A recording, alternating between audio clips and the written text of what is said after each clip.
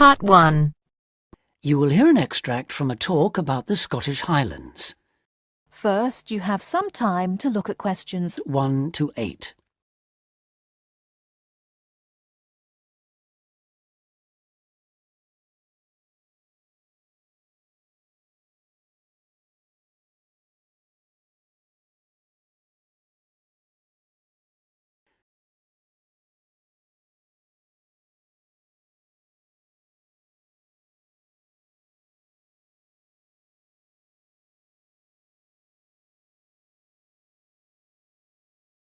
Listen carefully and answer questions 1 to 8. Today I have with me Moira Mackenzie, the author of several books in a well-known series of travel guides, and she'll be talking about what is probably the most fascinating wildlife area in Europe, the Scottish Highlands. Moira. Yes, that's right. And it's a wonderful place to visit with lots to do in an area that makes up over half of Scotland. Including the 790 islands that lie scattered around the coast, it covers 39,000 square kilometres. Getting there is easy. From here in Glasgow, a good starting point is Fort William on the west coast, with regular bus and rail services linking the two. I'd recommend the train, which takes 4 hours to get there. Alternatively, you can take the Highland Line, which takes the more easterly route up to Inverness. That, in fact, is a bit quicker, taking around 3.5 hours to cover the 280 kilometres from here. There are also two main options by road. You can take either the A9 up through Stirling and Perth and then on to Inverness, or else on the west there's the A82, which runs up to Fort William and then, if you want, on to Inverness. Now, a lot of people associate the Highlands with bitterly cold weather, but in fact the region has a generally mild climate as a result of being surrounded on 3 sides by sea, particularly the warm waters of the Atlantic.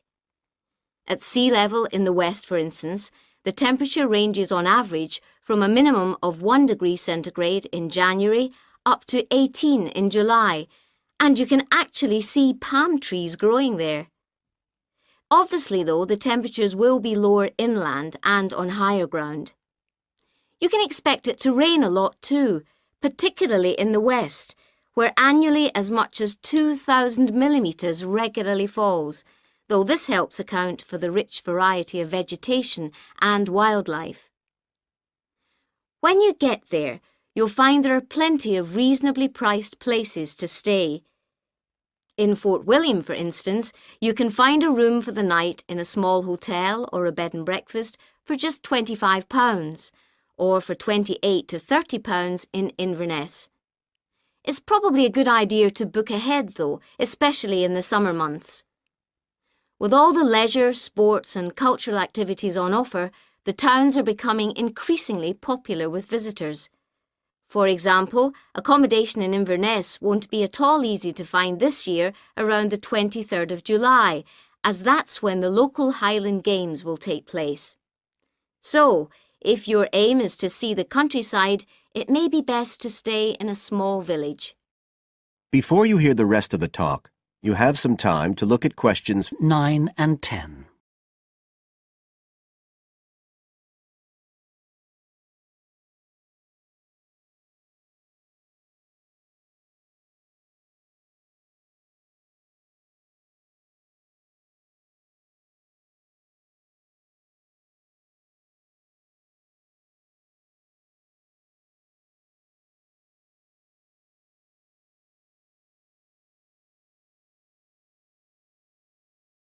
Now listen and answer questions 9 and 10.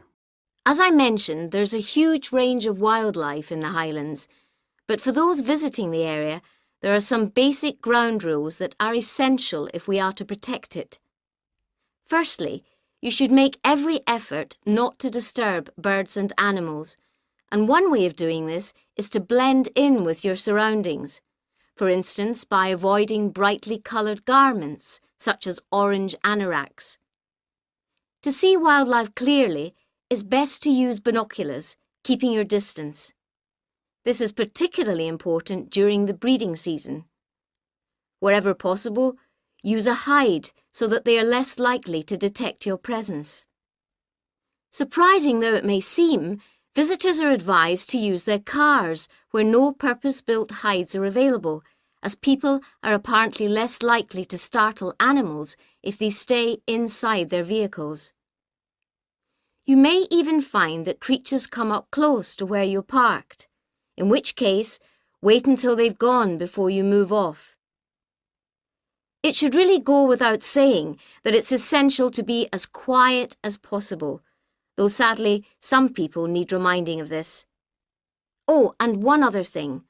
Wild animals and pets don't mix, so please leave your dog at home or at least somewhere he or she can't chase the wildlife or damage their habitat. That is the end of part 1. You now have half a minute to check your answers.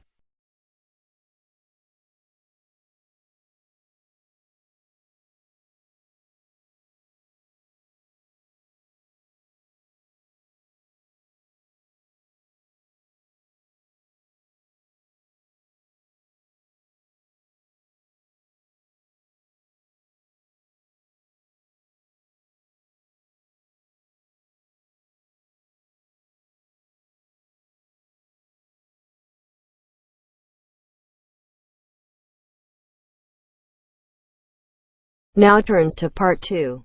Part 2. You will hear a talk on New Zealand radio about an art sale which is being held to raise money for charity. First, you have some time to look at questions 11 to 13.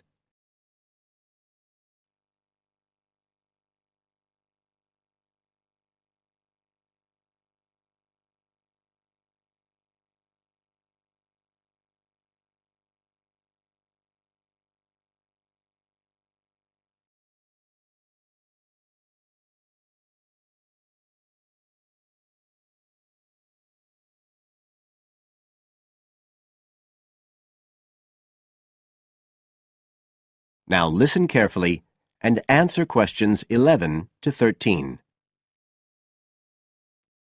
One of the most anticipated art events in Christchurch is the charity art sale organised this year by Neil Curtis.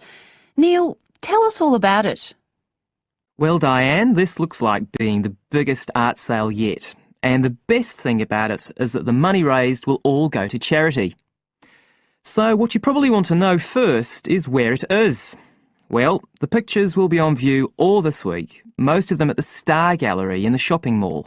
But we have so many pictures this year that we're also showing some in the cafe next door. So do drop in and see them any day between 9 and 5. Now, if you're interested in buying rather than just looking, and we hope a lot of you will be, the actual sale will take place on Thursday evening, with sales starting at 7:30. Refreshments will be available before the sale, starting at 6:30. We've got about 50 works by local artists showing a huge range of styles and media, and in a minute I'll tell you about some of them. You're probably also interested in what's going to happen to your money once you've handed it over. Well, all proceeds will go to support children who are disabled, both here in New Zealand and also in other countries. So you can find an original painting, support local talent, and help these children all at the same time. Before you hear the rest of the talk, you have some time to look at questions 14 to 20.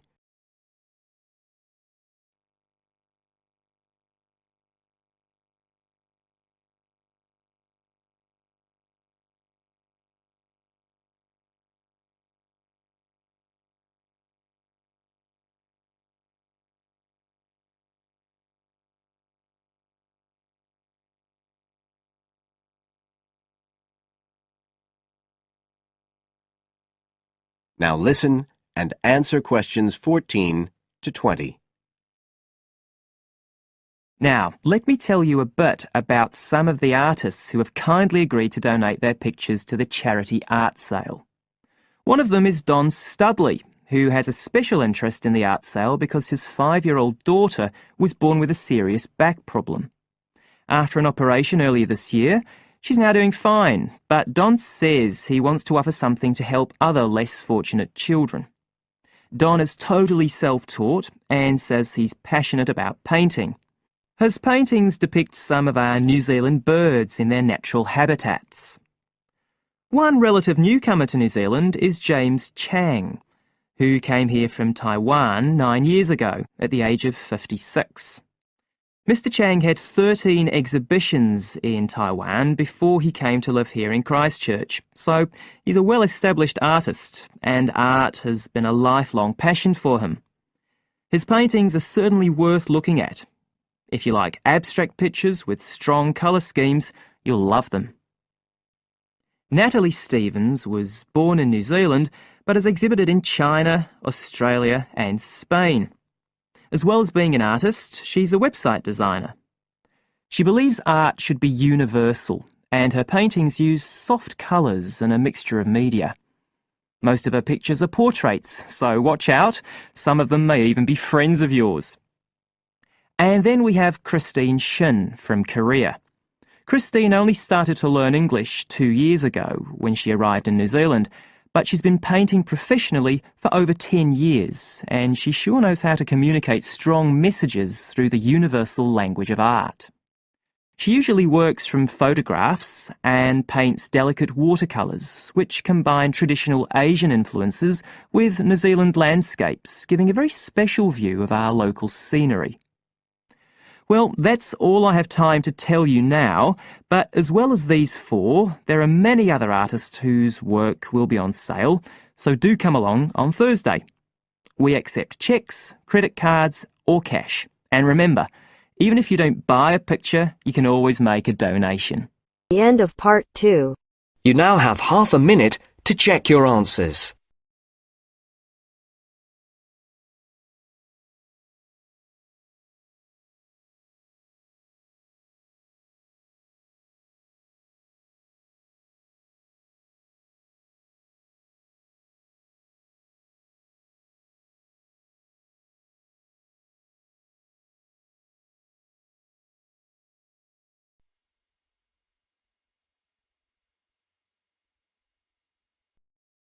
Now turns to part 3.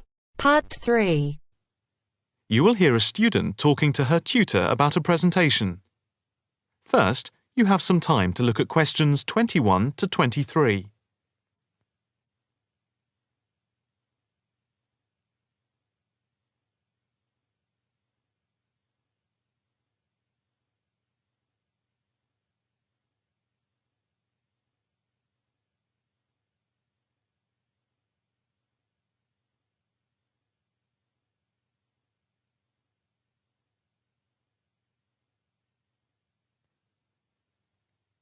Now listen carefully and answer questions 21 to 23.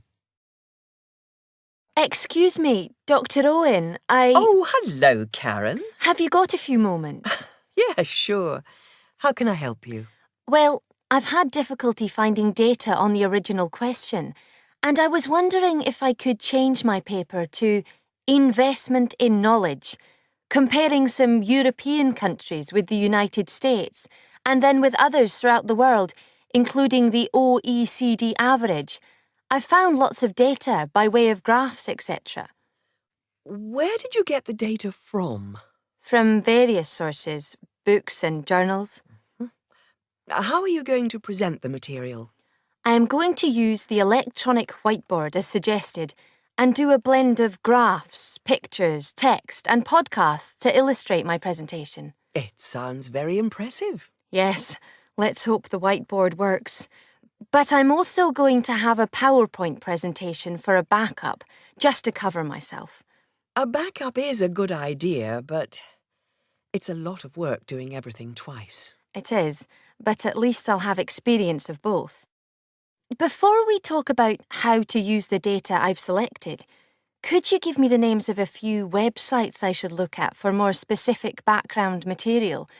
When you type in anything to do with knowledge, there are millions of sites listed. Before you hear the rest of the conversation, you have some time to look at questions 24 to 30.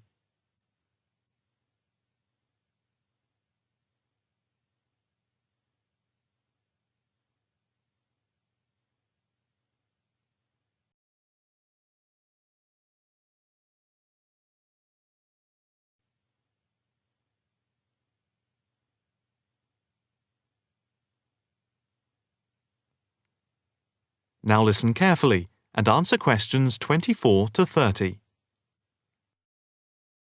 Let's see. Oh, I'll print you off this list.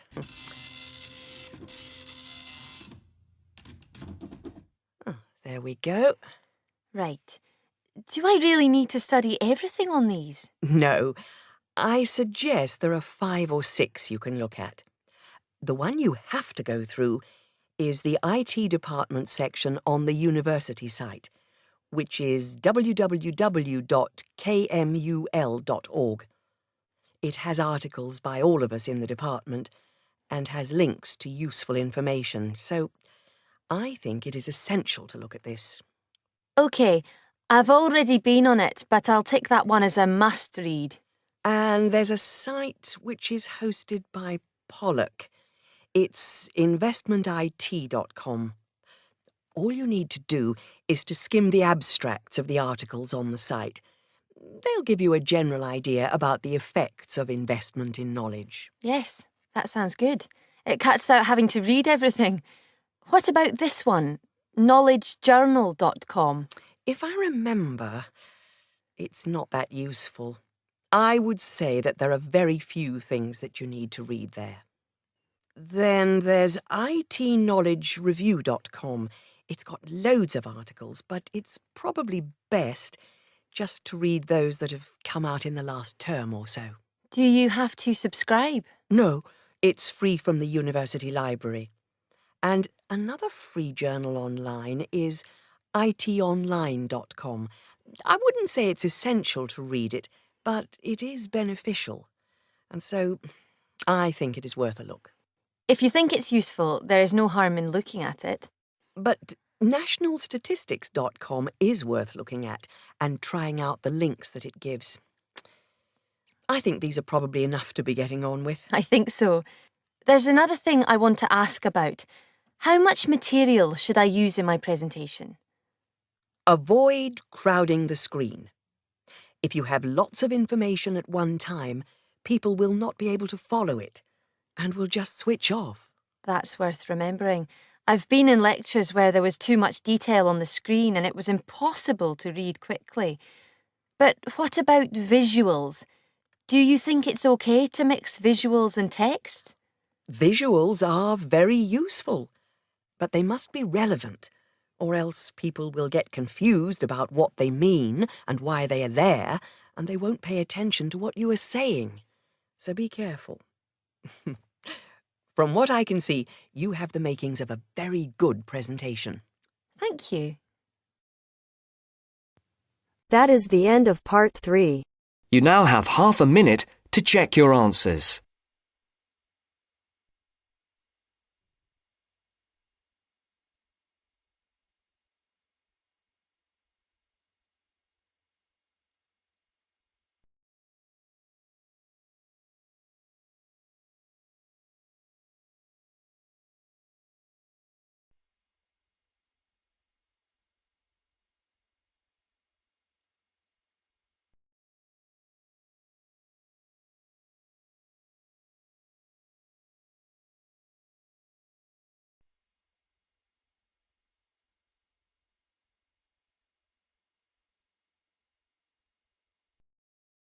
Now turns to part 4.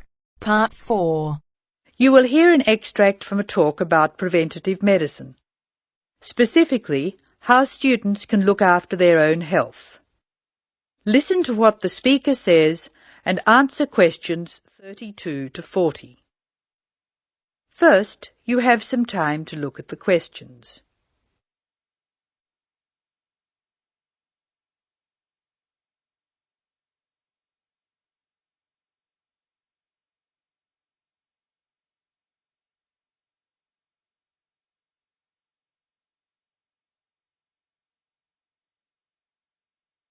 Now listen carefully and answer questions 32 to 36. Good morning. I'm Dr. Pat Parker, and I'm here to talk to you about preventative medicine in its widest and most personal aspects.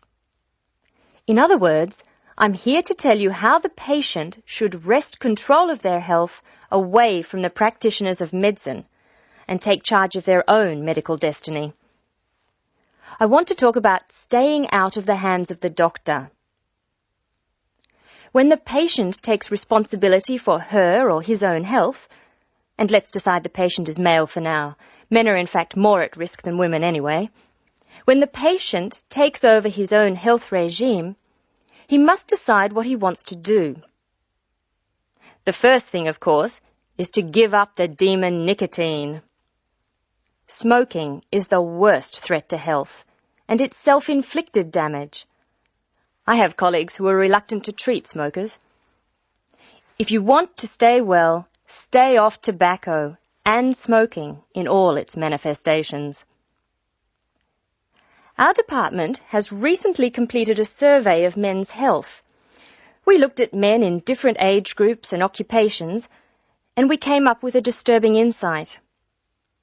Young men, particularly working-class men, are at considerable risk of premature death because of their lifestyle.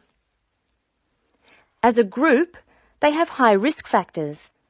They drink too much alcohol, they smoke more heavily than any other group, their diet is frequently heavy in saturated fats, and they don't get enough exercise.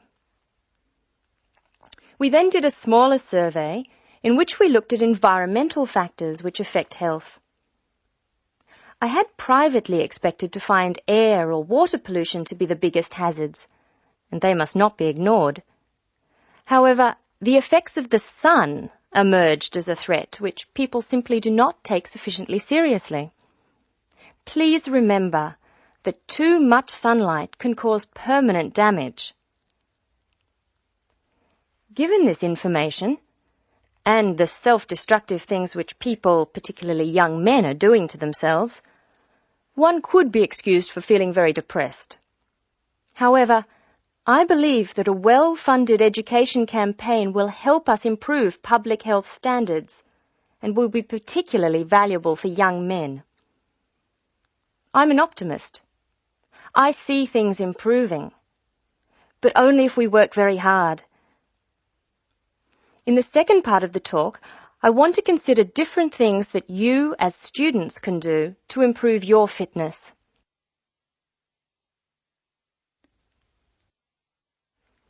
So now I'd like to issue a qualification to everything I say. People will still get sick, and they will still need doctors. This advice is just to reduce the incidence of sickness. It would be great if disease were preventable, but it's not. However, we have power. In the late 80s, the Surgeon General of the United States said that 53% of our illnesses could be avoided by healthy lifestyle choices. I now want to discuss these choices with you. You should try to make keeping fit fun. It's very hard to go out and do exercises by yourself. So it's wise to find a sport that you like and play it with other people. If you swim, you can consider scuba diving or snorkeling. If you jog, try to find a friend to go with. If you walk, choose pretty places to walk or have a reason for walking. Your exercise regime should be a pleasure, not a penance. The university is an excellent place to find other people who share sporting interests with you, and there are many sports teams you can join. This, unfortunately, raises the issue of sports injuries, and different sports have characteristic injuries. As well as accidental injuries, we find repetitive strain injuries occurring in sports where the same motion is frequently performed, like rowing and squash. The parallel in working life is repetitive strain injury which may be suffered by typists or other people who perform the same action hour after hour, day after day. In this context, therefore, the most important thing to remember before any sport is to warm up adequately. Do stretching exercises and aim at all times to increase your flexibility.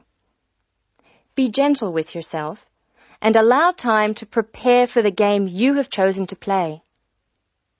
Don't be fooled by the term warm-up, by the way. It's every bit as important to do your warm-up exercises on a hot day as on a cool one. I think one of the most sensible and exciting developments in the reduction of injury is the recognition that all sports can borrow from each other. Many sports programs are now encouraging players to use cross-training techniques. That is, to borrow training techniques from other sports. Boxers have been using cross-training for years, building up stamina by doing road work and weight training while honing their skills and reflexes. Other sports, which require a high level of eye-hand coordination, are following this trend. So, you see table tennis players running and jogging to improve their performance, and footballers doing flexibility exercises, which can help them control the ball better. All of these results are good, but the general sense of well-being is best, and is accessible to us all, from trained athletes to people who will never run 100 metres in less than 15 seconds. Good health is not only for those who will achieve athletic greatness. That is the end of part 4. You now have half a minute to check your answers.